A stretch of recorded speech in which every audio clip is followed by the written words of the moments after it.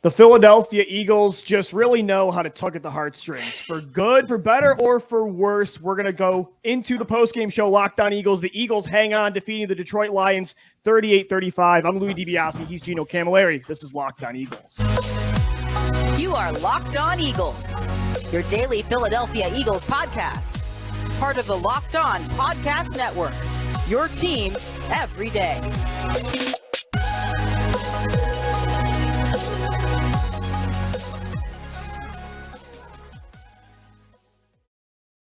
We thank you so much for making Locked On Eagles your first listen each and every day. Welcome in, Eagles fans, to the post-game show, the first one of 2022. I'm Louie DiBiase. He's Gino Camilleri. You can find us on all podcast platforms, Monday through Friday, and on YouTube. Hit us up on Twitter, at LockedOnBirds, at DiBiase, LOE, and at GC24_football. I'm absolutely spent. And I didn't think I was going to have to be spent after the Eagles put up 38 points in Detroit. The first time they've done that in 2 years, or the only time since last year they played against the Lions, Gino. And you would think 38 points against the Lions, that's going to secure an easy, enjoyable victory. It felt that way heading into the halfway through the third quarter. The Lions opened things up. They score 3 touchdowns and 4 drives to pull within 3, 38-35. But this rushing attack, so clutch at the end, third and short. Miles Sanders bounces a broken play to the outside to convert on first down, and then Jalen Hurts in the offensive line gets one final push on 4th and 1 at the opposing 47-yard line. A bold but necessary move from Nick Sirianni. Jalen Hurts in the offensive line pay off that risk. The Eagles win at 38-35. They're now 10-2 in their last 12 week ones. But Gino, with the Eagles, they always make it a nail biter. So I'm stressed, but I shouldn't be surprised after being a fan of this team for 25 years. This is what happens. It was very reminiscent of that game back when they played Jacksonville, and you're saying, how are they down to this team at 2014? Halftime? Yeah. It's very close. And then once again, you're saying, how do the Lions get back into this game? Well, first off, we have to give the Lions some credit, man. They played their rear ends off. Jared Goff started to put it together down the stretch. Their rushing attack was out of control, man. DeAndre Swift is going to be a weapon in this league. 144 yards today. And you can see the investment in the offensive line paying off, even without Big V playing right guard. Frank Ragnow ended up being healthy, played in that game. Penei Sewell, Taylor Decker, all of them played exceptionally well to lead the Lions, to put them in a position to win. And that throw Jared Goff had to DJ Chark. Oh, my goodness. Unbelievable. I laughed and just threw my hands in the air and sat down. It's like, it's one of those plays you're mad the other team scored, but how can you argue? That was great coverage from Darius Slay. I agree, Gino. There's some issues that we have with this defense that we're going to get into later on in the show, but credit to the Detroit Lions. They came after you for 4 quarters, and Dan Campbell said that on Hard Knocks, that they are going to tread water until they can try to drown you in the 4th quarter, and they did just that. It was really, Gino, they tried to just out-effort the Eagles. And that's what they're going to have to do for the entire season. When you're a team like that, that's going to be, the majority of the time, a inferior opponent. When it comes to the personnel you actually have, you have to empty the tank like that week in, week out. And so I felt like this game was just kind of a first quarter and 4th quarter surge from Detroit, right? They gave everything they had in the first quarter, built it all back up, and then went back down on E in the 4th. In between all of that, sandwiched in, was the Eagles just simply being a better football team, putting up 38 points. Overall, it was a fun game to watch. They just had to weather those 2 crazy storms the Lions gave them, and they nearly didn't because of the defense. But hats off to, I give the most credit to, I love seeing how pass heavy the Eagles were today, 32 attempts from Jalen Hurts, and I love the efficiency in that way. But I think my biggest takeaway is this Eagles team, whenever they need it, and I don't want them to need it as much as they did last year, but today showed that when you need the rushing game, it is their not-so-secret weapon, that the minute they need it, they can turn into the number 1 rushing attack again. And I thought that was the answer today to those storms. Not just Jalen Hurts' scrambling ability, which was incredible to watch. The amount of broken plays he salvaged on 3rd down was amazing. But overall, just Miles Sanders today looked great. Boston Scott, Kenneth Gainwell, the offensive line got pushes when they need it. It's great to know you have that in your back pocket whenever you need it. And they needed it today. That's a lot to soak in, man. You were going right there. I love it. I love what Running you on took E, away man. from this game. But I want to have one last point on Detroit. If you've ever watched Conor McGregor fight in any of the Nate Diaz fights, when he was emptying the tank in the first round and it looked like he would just knock Diaz out, the next 2 rounds would be in Diaz's favor, and then Conor would come back late and end up winning. That's what it kind of felt like for Detroit. The Eagles were Nate Diaz just swinging back 24 points in the second quarter. You thought they really didn't have anything going on offense after that first drive where Hurts goes 0 for 5. And then hats off to the coaching staff on offense between Nick Sirianni and Shane Steichen. What they were able to do in terms of adjustments, I thought that was a huge takeaway. And on top of, we aren't in these games to lose. We are going to go into them to win. Being aggressive on multiple fourth downs, even though they didn't get the first one, they went back, they got the second one. When the game is on the line, many teams have punted in that area. You can go back and look at how many times teams have lost because they played scared. What Nick Sirianni did by giving up play calling, and I love that they mentioned this on the broadcast, that he could take a step back and really hone in on all areas of the field to be a better game manager. I thought that was a perfect tone setter to end a game. Put it in your quarterback's hand, who really helped will you all game long. That passing performance to A.J. Brown, man, that connection is there. Even though he wasn't getting the protection, Gino. The offensive line was not great today.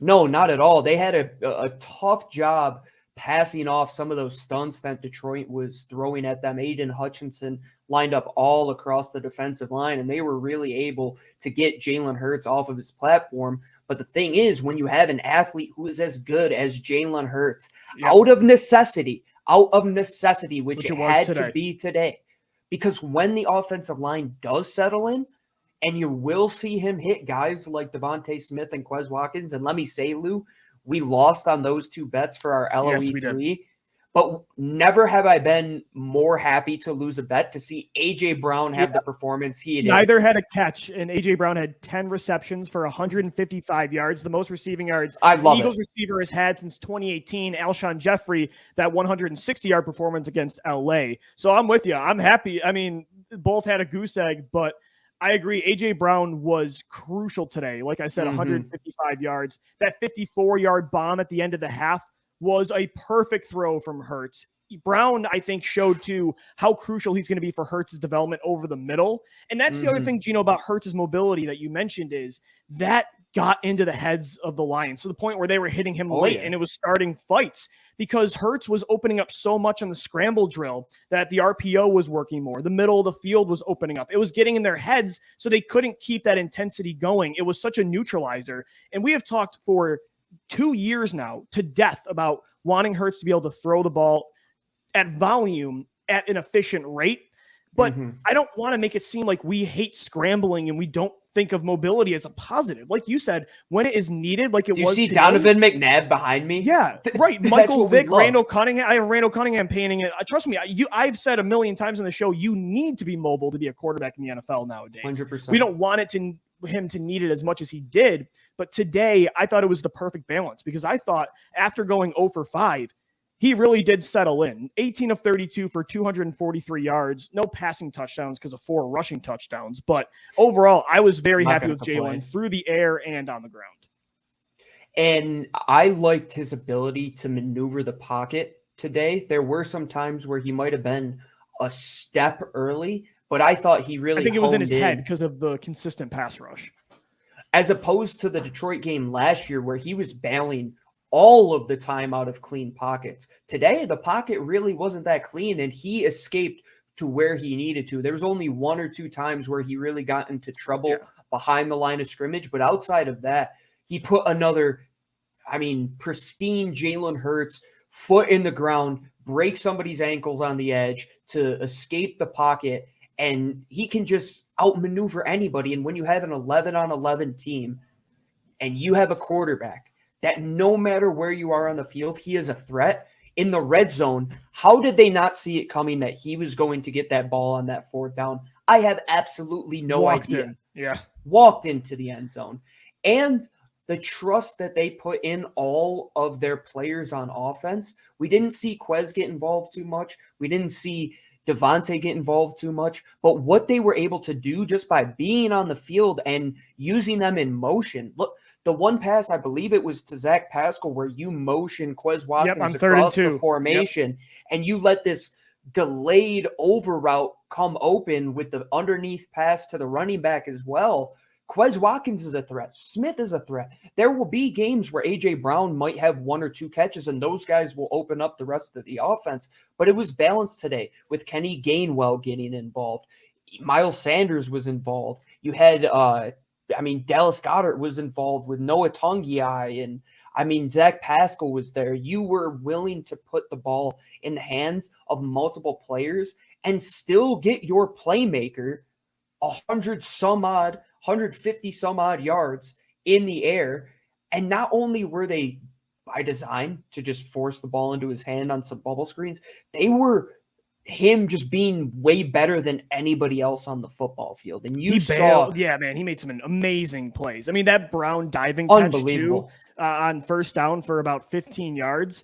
An amazing play. A.J. Brown looked like the $100 million man today. And you want to be more balanced. You want, like you said, you want Smith and Watkins involved. But I thought that connection with Hurts and Brown, or I should say Brown and Hurts, was really impressive. And that's the other thing, Gino, we're hyping up Hurts' mobility, but especially on those money downs, 3rd and 4th down, I thought the arm really settled in too. I thought he made some great conversions on those downs from within the pocket. So I think this was exactly the blueprint you want. 32 passing attempts, over 200 passing yards, explosive plays were there. And then when you need the run game, it comes through. Mm-hmm. Yeah, that pass to A.J. Brown, that 54-yard bomb really encompasses what I think a lot of people wanted to see out of Jalen Hurts. Was he willing to sit in the pocket and trust his protection? Was he willing to put the ball in the air to open up the separation for his playmakers and allow his playmakers to get that separation? Because there has to be a trust between the two. The wide receiver has to trust that the quarterback is going to throw him open, and the quarterback has to trust that the wide receiver will run that route open. And it was evident today that Jalen Hurts has that in his tool bag.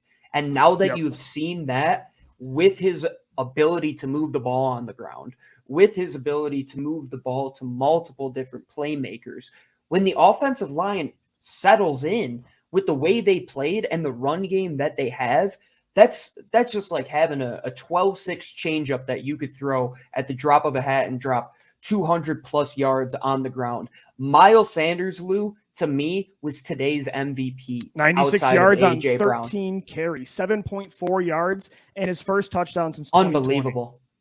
And not only was he explosive, which we knew, but to me, Lou, he looked like a mature running back. He looked like he took coaching to understand that if he is patient and trusts his offensive line, his athleticism is going to allow himself to pop for 7.5 yards per carry in this offense. That one to bail them out on that broken play where he keeps his shoulder square to the line of scrimmage, stays low to the ground, and he's able to just keep his feet shuffling upfield while going laterally and cuts on a dime to get upfield and save the Eagles in a big-time moment. And at the same time, Boston Scott being in the game at the end there, Lou, was crazy to me to see how good Miles Sanders was before that, not to trust him yet again to put you in that position. There were some negatives. I thought some decisions on both sides were suspect, but overall, the big takeaway was how good this offense looked through the air and on the ground. 243 passing yards from Hurts today, 216 yards on the ground, 96 from Sanders, 90 from Hurts, 20 from Gainwell, and 10 from Scott. When it comes to the defense, Gino, we're going to get into it coming up next. A mixed bag. There was a lot of things I was excited about in the second and third quarter, and then there were some of the same issues we talked about a lot on last year's show that we'll get into coming up. This is the post-game show. Locked On Eagles. The Eagles hold on 38-35 in a nail-biting win over the Detroit Lions to get to 1-0. Ladies and gentlemen, today's episode of Locked On Eagles is brought to you by Brightco. Engagements are a big deal. Guys always want to get it right with the right ring and also the right place to do it. My best friend got engaged at our lake house we go to every summer. My brother got engaged in the mountains of Sedona. While many can get ambitious with the settings, it does come with more risks towards the ring. Could you imagine if my friend dropped the ring 400 feet deep down the lake, or if my brother dropped it down a giant mountain? You don't want to be that guy, but if you are, our friends at Brightco will get you a replacement for the full value of your last ring, no matter if it's lost or stolen, or you just don't know what happened to it. Go to bright.com/lockedon. It's the fastest, easiest, and cheapest way to cover yourself. These guys at Brightco are geniuses. They made covering your ring, watch, or whatever so easy you can get covered in 2 minutes over the phone. You won't find a better deal on great coverage that is super affordable. Go to bright.co/lockedon. We thank Brightco for sponsoring the postgame show today. Gino, the Eagles win at 38-35. We loved a lot of what we saw from the offense. Early on, sloppy. I thought the penalties, they need to get that right. That was a problem throughout the game. Protection was an issue. But at the same time, those things, I think, they're going to get corrected. The offensive line is not going to be that bad for throughout the entire season. So overall, the offense, I was very happy with today. 38 points. Can't ask for much more. Loved what they did through the air and on the ground.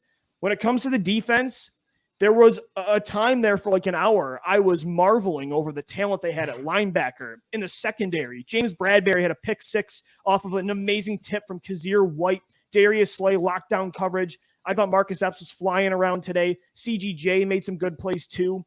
But the defensive line's lack of pressure, especially without a blitz, and then the tackling, that's what allowed, outside of the Lions' just insane effort, that's what allowed the Lions to get back into this game. And effort will overcome poor technique. That's why you play the way Dan Campbell preaches, because you might not have the athletes, you might not have the superstars that the Eagles have on defense. You couldn't tell that the paper tiger of a defense, let's say for now, that the Eagles have put together would have allowed Detroit to get into that game and get back into that game, rather, especially after that first drive where you go back to back to back 3-and-outs. Jared Goff can do next to nothing for 3 quarters, but the rush game was always there. And they kept moving the chains, and they kept moving the chains, and the Eagles kept allowing them to stay in the game. And why did that happen? Tackling. And you can hear my dogs probably in the background complaining about the tackling too. But when you are the way the Eagles are when it comes to allowing their defensive linemen, their linebackers, now their safeties and their corners, which they all sent on pressure in multiple occasions, you have to make sure the rest of their guys are doing their job. And it comes down to filling gaps, and it comes down to tackling. And the two things the Eagles did not do today were fill gaps or tackle properly. They had some plays where they were able to get into the backfield, get a hand on the rusher, even get a hand on Jared Goff for which should have been a sack, which he converted on a 3rd and 6 to put them in a position to score another touchdown. When you are able to keep a team like that off the field, they are going to come back with their effort, with their ability to rush the ball, with an offensive line that is pretty good by all intents and purposes. They kept the Eagles at bay today. But some of the decisions they made by taking Jordan Davis off the field on some clear rush downs where he was clearly the most superior run defender on the team today. When Detroit had success, they were able to trap either Fletcher Cox or Javon Hargrave out of that 3-tech where you just pull the guard across the back of the center and you kick that 3-tech out. When Jordan Davis was there, they couldn't do it, and they were able to hold them in the rush game. But when they took them out and they went back to that base 4-down look, which to me is the old Jim Schwartz look where you are able to allow yards on the ground, it then opens up the pass game where the Eagles' coverage was there for quite some time. But eventually, if that front four doesn't get there and you have to send pressure and guys don't do their job, it'll open up the rest of the field, which it did today. It allowed big plays to pop. DeAndre Swift was able to pop off a bunch of big plays. Amon-Ra St. Brown, you have the big touchdown to DJ Chark.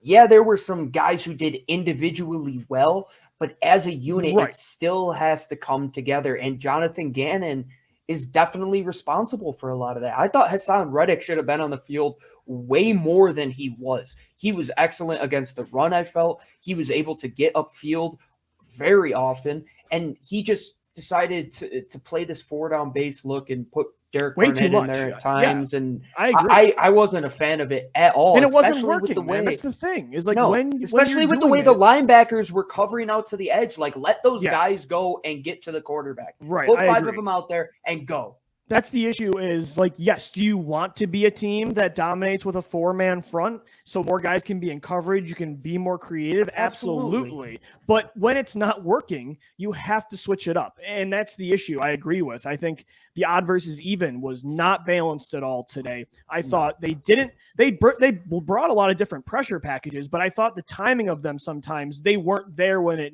needed to be there. More aggressive coverage too, I think. Overall, I just think it was a very up and down performance from the defense.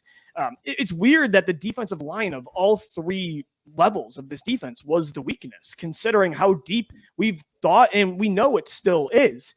The fact that they were so bad on the ground, 6.5 yards per touch for Lions running backs, 144 yards from Swift, the bad tackling, the lack of a pass rush. I mean, halfway through, they're heading into the fourth quarter. They only had 4 QB pressures. That's not going to get the job done. You know, you can't win on defense that way. You have to be able to get there without always dialing up blitzes. And I thought the coverage, like you said, was good. I thought Bradbury had a great day. They tested him a lot in the fourth quarter, and he held on. Slay was good. I like what I saw from the safeties and the linebackers. Great day from Kazir White and TJ Edwards. It was the defensive line. I mean, you know what's funny, Gino? The best defensive linemen today were all the young guns. It was Jordan Davis, it was Milton Williams, and then it was Marlon Tui-Peloto, who forced the pick 6 by destroying the interior to force Goff to throw that pick to Bradbury. Who is that? Like, who is that kid? He was not the player we saw like a year ago. They said it all summer that he improved a lot when it comes to his pass rushing technique, and it looked like it today. So there were some bright spots. There were definitely some individual bright spots, some plays that came together, especially the veteran play of Brandon Graham and Fletcher Cox coming through at the end to sack Jared Goff, the only one of the game. That's a huge, big-time play. But you have to look at some of the younger guys and praise them for sure, man. Marlon Tui-Peloto, if you're going to play that 5 down, 3 on the interior look, you're going to need somebody that can take snaps from Jordan Davis, and to have a guy who can also get after the quarterback, because his explosiveness today, dropping that weight that he dropped in the offseason, it was clear. And when they figure out the personnel that works the best, I believe this thing will get figured out. The tackling, that's just reps. You just got to get back to it. The lack of a preseason and being in pads full-time definitely does that. Not playing in more than one game really does that. It's the first game. There's definitely going to be some rust, but to see James Bradbury be a very good complement to Darius Slay on the other side, to see Slay have a near pick, to see him have some big-time pass breakups. Chauncey Gardner-Johnson was all around the ball at all levels, Lou. I mean, he made a tackle behind the line of scrimmage where he's lined up almost as a defensive end, just creeping forward, and then he's back in coverage, covering way downfield, and he does really everything. And Marcus Epps, I thought, made the play of the game, blowing up that bubble screen where he had Penei Sewell pulling out to him. He doesn't care about Penei Sewell. He puts his foot in the ground, clicks and close, puts his body through him, form tackle, gets the guy on the ground. That's why he deserved that spot. And individually, the best players today were at the linebacker position, Lou. Kaiser White is a freaking player. Extend that guy tomorrow, man. I know. TJ Edwards, by the way. I mean, can we talk about the improvements he's made every year in coverage to the point where he can be a 3-down backer? Yeah, I mean, that's the thing, Gino. Like in the second and third quarter, for the majority of it, they started to lock down the Lions. So after those first 2 successful drives, they had 3 straight 3-and-outs where there was only a total of 7 yards from Detroit. And they really did settle in. But again, I think sometimes Johnathan Gannon and this defense, they get too comfortable. And they kind of call off the dogs. And they started to play less creative, right? Just like you said, basic 4-man fronts, a lot of soft coverage, not very aggressive at times. And it slowly, especially when it's a relentless team like the Lions who are just pushing to get back in, that's not a good recipe. And that's why, again, they kind of got back in today. There were a lot of positives you saw from the defense at times. It was just too far and few between. Today's episode of Locked On Eagles is brought to you by Prize Picks Daily Fantasy. I love how easy it is to play daily fantasy with Prize Picks. I love traditional fantasy, but individual daily is really all the rage now. I'm ready to win big this regular season with Prize Picks. I did it today. I hammered the over on Jalen Hurts, Miles Sanders, and A.J. Brown. So how does Prize Picks work? Let me explain it to you. You pick 2 to 5 players, and if they go score more or less than their Prize Picks projection, you can win up to 10 times your money on any entry. No competing with anybody. It's just you versus the projection. PrizePicks offers projections on any sport you watch. Entries can be made in 60 seconds or less. They have safe and fast withdrawals too. Download the PrizePicks app or go to prizepicks.com to sign up and play daily fantasy sports. First-time users can receive a 100% instant deposit match up to $100 with the promo code LOCKEDON. If you deposit $100, PrizePicks is going to give you $100. If you deposit $50, they're going to give you $50 back. Don't forget, again, use the promo code LOCKEDON at sign up for an instant deposit match up to $100. That seemed to be the thing with Johnathan Gannon last year that we were asking, what are the questions going into this year? Can Jalen Hurts improve to be the guy that you really want to be your franchise quarterback? I believe he took a step closer with this game today, Lou, to put that game on his back towards the end and just to put it all together in terms of passing, in terms of maneuvering the pocket, in terms of rushing the ball. And then you look, what was the other question? Johnathan Gannon. Can he, with this new and improved defense, step it up in a manner that warrants him to get head coaching interviews, which is apparently a thing? Why? I haven't seen enough out of him in his defense with the weapons that he has to say that yet. He has to improve. It definitely comes down to tackling, getting guys in the right spot. And one sack's not going to cut it, man. It's not all on him. I mean, the execution today at times was not great. I mean, you can't have one sack in a game, but I agree with you. There was just too many times where I felt like I was back in 2021, and with the personnel on the field now, I don't want to feel that way. Yeah. You can't see them hit the B gap on that trap pull. Mm-hmm. How many times before you say, okay, maybe we shouldn't line a 3-tech up over there. Let's put Jordan Davis in the gap and just let him plug up space and let him take up multiple blockers and allow the other guys to win one-on-ones, which was some of the better moments today on the defense. And the young guys are going to continue to get better. The linebackers in their first game together, I thought played excellent. The safety duo will continue to get better. The tackling should definitely get better. But as you said, Lou, this is a team that it's tough when you are playing soft on defense, where you're not wrapping up, you're not driving through the tackle. There's guys like Jamal Williams who, man, you heard what he was saying on Hard Knocks, crying and wanted to die for this team, man. Like, he loves Detroit. Dan Campbell loves Detroit. That crowd today, you felt where they want to go as a franchise. And they let you know. They said, Philadelphia, you might have this high-flying offense, but, hey, we're going to hit you again and again and again. And the defense, they have to really hone in, figure it out, because when you're playing teams that do have playmakers that are up to the caliber of your team. Next week it gets harder, man. You're playing Minnesota on Monday Night Football. You got to go up against Justin Jefferson, Adam Delvin Cook, and Delvin Cook is another good test. You cannot let another star running back run all over you like today. So there's a lot to work on for sure. But Gino, at the same time, week 1 is crazy. We said it this week that the Lions were going to give you everything, and that's going to be a tough week 1 opponent. And the fact that you put up 38 points and there was still a good enough amount, I should say, of positives on defense does still make me feel good about this win. Yeah, that pick six, man, like, we need to talk about that for a second. The individual play from Kaiser White, his athleticism to get out to that ball. His legs were like 10 yards high in the air. And the smarts to know where that throw is going. And then James Bradbury having to go through a drill that they work on all the time. Tip drill. That's something they work on in practices because of that exact reason. When you have guys in the second level that are able to get their hands on balls like that and deflect them into your hands of ball hawking guys on defense, which James Bradbury is, he is now, I would say, one of the better second corners in the league outside of Darius Slay on the other side. Maddox played tough in all phases of the game today. He tackled well. He covered well, in my opinion.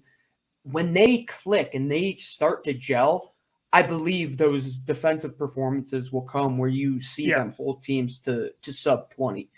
But we need to continue to get better. It's the first week. We know crazy things happen week 1, especially with the Philadelphia Eagles. It's never easy. They always are. That's my frustration, man. I can't be frustrated because I know that's what this team is, no matter always. what. It was evergreen. fun when Boston Scott scored the 4th touchdown. By the way, 4 different players with a rushing touchdown today: Hurts, Sanders, Scott. And Since Gainwell. what year did they say? 1961. That's from our good friend Jeff Kerr at CBS. A great day on offense through the air and on the ground. It's just, I'm frustrated that I was getting ready to talk about a blowout on the podcast, and instantly I had to rethink everything once the Lions get back into the game. But they did hold on in typical Eagles fashion. They're 1-0, a 38-35 victory against the Lions. We got another show for you coming up tomorrow. Stock up, stock down. Who shined and who struggled in this game? Make sure you subscribe to the podcast on all platforms for a show Monday through Friday.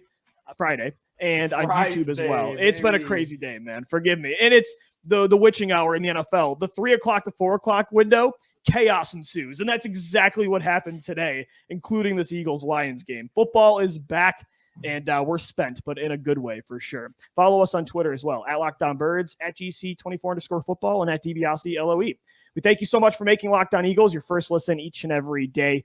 And we'll be back tomorrow. For Gino Camilleri, I'm Lou DiBiase signing off. Eagles take it 38-35 against the Lions, as always. Thank you for downloading. Thank you for watching and listening. And let's go Birds. Fly, Eagles, fly.